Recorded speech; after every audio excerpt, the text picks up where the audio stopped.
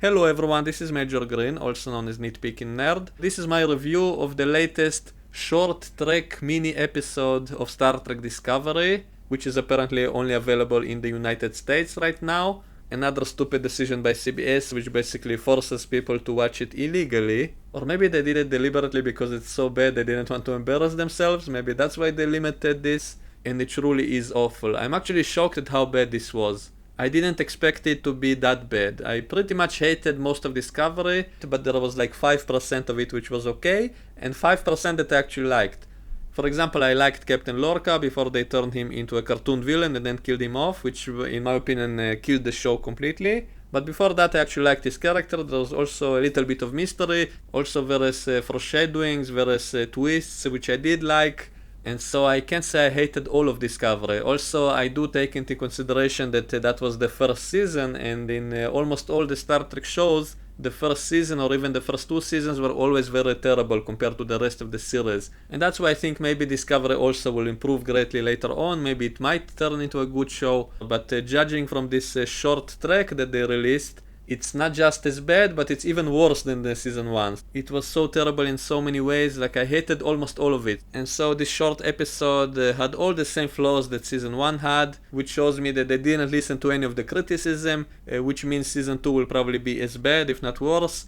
For example, lens flares every 10 seconds, which is extremely annoying to me. I explained that before. I don't mind a lens flare once in a while if it's part of some special effect.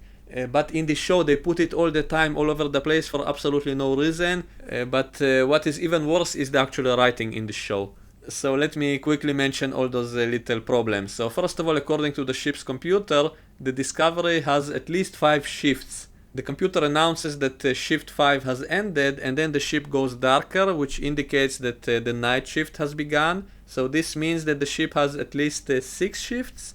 Now, in comparison, the Enterprise D, which had over 1,000 people on board, had only 3 shifts, at least until Captain Jellicoe changed it to 4 shifts, and yet on Discovery there's at least 6 shifts, so I guess that means the Discovery is greatly overstaffed. But maybe it makes sense if this is such an important ship, maybe it has an unusual large crew on board, so I'm not going to make a huge deal out of this, so let's move on. So we see Tilly sitting at a table and talking to her mother by subspace, and it looks as if she's looking at the screen, and I thought to myself, oh thank god, someone finally using a normal view screen to talk to someone and not those annoying holograms. And then suddenly, oh shit, it is a hologram.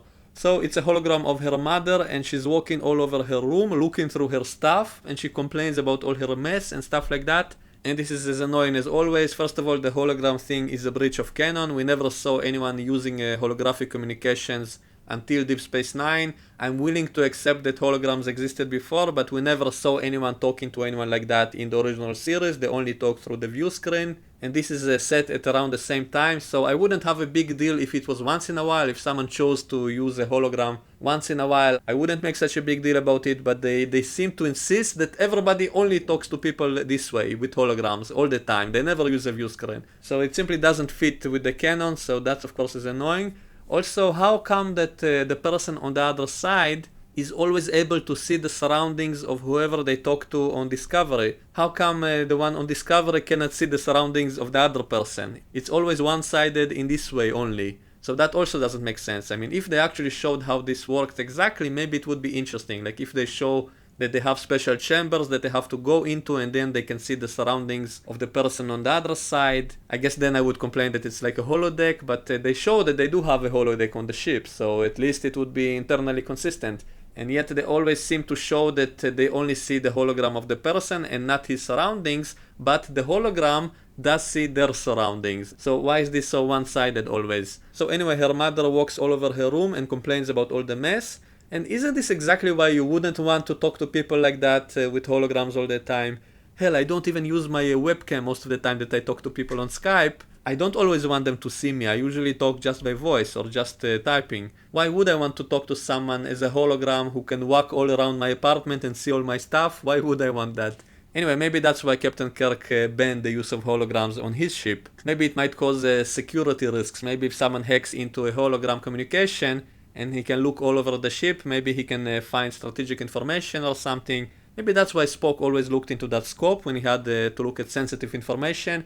Maybe so that some holographic spies cannot see it or something, so maybe we can use that as an explanation. So anyway, then after talking to her mother, Tilly screams into a pillow. Now, why would she need to scream into a pillow if she's alone in this room? Isn't the room soundproof? I mean, it's a spaceship, right? So you would think all the doors and everything is tightly sealed, and so no sound should be heard in other rooms, so why is she screaming into a pillow? Anyway, then we see her in the mess room ordering a coffee. Don't they have replicators in the rooms? I'm pretty sure we saw that they do have them. So why would she need to go to the mess room? Maybe she just likes the open space. Okay, I guess. Also, the mess hall is empty, so this again indicates that this is indeed the night shift, and everybody are asleep, so the Discovery has at least 6 shifts. Anyway, so the replicator argues with her about wanting a coffee because she had too many, so I guess the replicators are keeping tabs on what you eat and drink and how much. So welcome to the Orwellian future of Star Trek, in which replicators are keeping track of what you eat and how much, and are giving you nutritional advice on what you should or shouldn't eat or drink. So anyway, there's this alien chick who sneaked on board the ship through some containers. I don't have a big problem with security not detecting her because she has some kind of cloaking ability, which we did see a bunch of aliens having in the other Star Trek shows. So I'm willing to accept that the sensors cannot detect her, so I'm fine with that. But I'm not fine with the way that Tilly chose to deal with all of this. So this is an intruder on the ship, and yet Tilly chose not to report it. Even in the end of the episode, she decides to beam her back to her planet, and she never reported the security breach to anyone. So this is the most important starship in all of Starfleet, with a top-of-the-line technology that no one else has, and there was an intruder that no one detected, so shouldn't she at least report the incident so that they can fix whatever security problem there was that allowed this in the first place? Wouldn't that be the responsible thing to do? And yet in this entire episode we don't see Tilly reporting to anyone. Actually, she covers for the alien. She says it was a space rat that threw in the mess hall, and she hides the alien, and then she beams her back to her planet, and she never reports the security breach to anyone.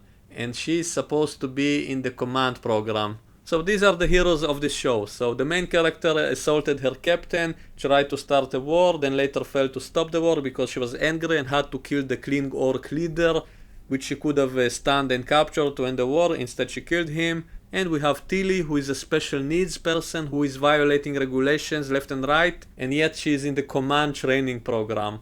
Do you remember how hard it was for Wesley, the boy genius, to even get into Starfleet Academy? And remember how they almost kicked him out because he lied in an official report? And yet we have Tilly, who is in the command program, who lies to her shipmates, doesn't report a security breach, possibly endangering the entire ship in the future because no one will bother to correct whatever security mistakes that allow this kind of intrusion. And this is supposed to be our hero. This is supposed to be someone we are rooting for, who is doing stupid stuff like that. As for the actual alien, first of all, I didn't like the way she looked. I mean, the makeup itself is unimpressive to me. In the beginning she acted all animalistic, and yet after Tilly started to use the universal translator, suddenly she starts to behave like a totally normal human, and all her weird alien animalistic behavior totally disappeared. So does the universal translator also hide all the alien behavior as well, not just the language? So that's kind of strange. So the alien tells that she's a queen of her planet, and they say that that planet only now discovered warp drive, and she's supposed to be some kind of genius who invented a way to recrystallize the lithium crystals. So that doesn't really make sense. If they just discovered warp drive, that means they're not that technologically advanced, and yet this girl invented something that Federation scientists couldn't invent. So that's kind of silly. Also, Tilly scans her blood and says, oh, you're just 17 years old, you're just a kid. And I'm thinking, wait, 17 years in which planet's time? I mean, it's different on every planet, you know that, right? So what do you mean she's only 17? I guess Tilly means by Earth years because she's using a human tricorder. But why does she assume the alien has similar lifespans? I mean, we saw a bunch of aliens in the past who were adults much earlier. For example, Cass in Voyager, her species only lived to 5 years old by Earth time, I guess. So she was only 2 years old. Also, the Jem'Hadar mature in just a few days. So most of the Jem'Hadar we saw in Deep Space Nine, they were like 2 years old or 5 years old, which I guess kind of makes the Federation guilty of killing millions of small children. By Tilly's definition, all the Jem'Hadar soldiers, they were small children. So anyway, how can she look at this alien that she doesn't know its species and say that it's just a kid? based on these tricorder readings. Anyway, next comes the stupidest line I ever heard in any science fiction ever. When the alien says that her species was born together with their planet. Actually, she said, we are the only species. First of all, how can you know you're the only one if you just discovered warp drive? That means that you don't really know a lot of other alien species. What do you mean born together with our planet? So I guess they didn't evolve, they were fully formed as humanoids immediately when the planet was formed. I mean, what the hell? Did the creationists write this? I mean, was there no evolution on their planet? You know, evolution takes billions of years to evolve. So what do you mean we were created with our planet? Now, I know in Star Trek history there was that whole story of an ancient humanoid race that seeded the whole galaxy, and that's why all the aliens are humanoids, but still they formed out of the evolution of their planet. I mean, that seeding only helped guide the evolution, but there was still evolution. That's why all the aliens are still different. And yet here we are meant to believe that the alien species just popped into existence with the planet when it was formed. I mean, what the hell? I guess that's why they made her blood look like lava. Maybe because her planet is still kind of lava-like, because her planet is still hot. I mean, that's what Tilly says. She says that's impossible, that it would have been too hot. So maybe that's why they show her blood looking like lava, but it doesn't make sense because Tilly touches it and it's not hot. And also the alien doesn't seem to be cold on the ship, and so she apparently isn't the same temperature as humans, and yet her blood looks like lava. So this makes absolutely no sense. I mean, if this was like a Tholian, some kind of crystalline creature that is totally different from us, that needs a hot environment to survive, then I could accept all of this. I would say, fine, that's a species that evolved really fast on a hot planet. Maybe I could buy this as a science fiction idea, but this is a humanoid who needs a human-like temperature, whose blood is the same temperature as usual, only looks like lava for some reason, and she's claiming that her species was born together with their planet. Who the hell wrote this nonsense? He must have been on some mushrooms or something. This is totally silly. And it especially annoys me that Tilly is like completely fine with it. It doesn't surprise her. Oh, you were formed together with your planet. Cool. So the planet is your twin sister. What the hell? So anyway, she tells that she invented a technology that can recrystallize dilithium, and this is something that even Scotty couldn't do in the movie Star Trek 4, and in TNG era, Geordi did say that they can do this actually. So this is something that is possible in the Star Trek universe, but this is a more advanced technology. So once again, Star Trek Discovery is kind of contradicting established canon with the other shows. And also it's silly that some kind of a young alien woman from a more primitive planet is inventing all by herself. She invents technology that all of Starfleet and the entire Federation cannot invent for another century later. Another thing that kind of annoyed me in that scene in which the replicators go crazy and start spitting out food, that was kind of funny, I have to give it credit, but it also doesn't really make sense because first of all, I think it was established that these are indeed replicators. We did see that in season 1, we saw one scene of them actually ordering a food and seeing it materialize, so I guess this is a replicator, even though it kind of contradicts the original series as well, because they never actually called it replicators, they called it food slots. And in one episode we saw food coming out with tribbles inside them, and they said the tribbles are inside the machinery. So I always assumed that this is more like an auto cook that prepares some food inside the machinery and then spits it out through the slot. So it's not actually a replicator as we see it later in TNG. And yet in this show they apparently did show that it's like a replicator, that it actually forms the food inside that slot. But whenever we saw that happening, even in later shows, it always takes a few seconds to form an object. And so how can it do it so quickly in this scene? I mean, it shows us that it's spitting out so much food so quickly, so it makes no sense if this is actually a replicator. Also, what exactly causes it to be pushed out? So the only explanation would be that it's not actually a replicator, that it's actually is a food slot that is spitting out food that is already inside it somewhere.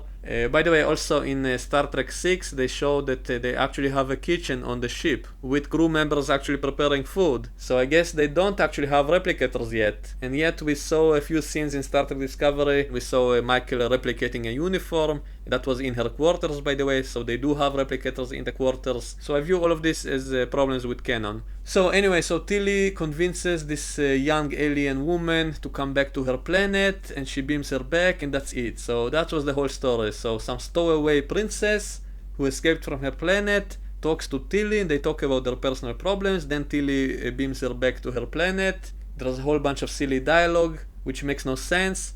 The visuals suck, the alien makeup kind of sucks. By the way, I really hate the way they make some of the crew members look on this ship. They have a lot of crew members have all kinds of edgy haircuts or tattoos or nose rings and stuff like that. I really hate it. I guess they're trying to appeal to young people who like that kind of fashion, but I personally don't, so I really hate that. I also laugh at some of the aliens on the ship. They sometimes show us all kinds of strange aliens, which are kind of so bad it's good funny. And even in this short episode, they show us that alien with a huge head, which kind of makes me laugh. I don't mind the head itself, but the fact that it's attached to a human-looking body, that makes it look ridiculous. I mean, such a giant big head, and yet a skinny small body, which looks just like a human, and fits right into the normal uniform of Discovery. That just looks kind of ridiculous. I mean, I'm fine with a big head, but shouldn't it be attached to a bigger body that is able to carry that big head? I mean, why is the body still a skinny human-looking body? So that makes it all look very ridiculous. So it's like a human who wears a huge head on himself. So anyway, this episode is totally ridiculous, and if this is the way the Discovery will be later, it might even be worse than season 1 was. So I'm very pessimistic on the future of this show, unfortunately.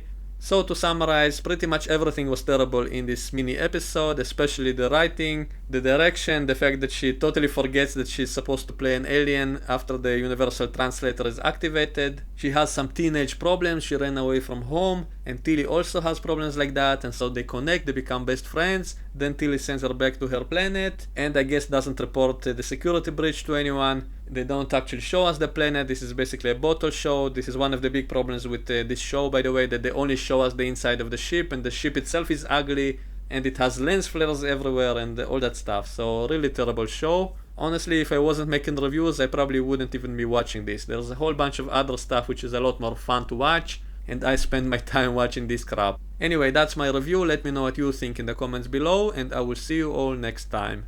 Bye bye.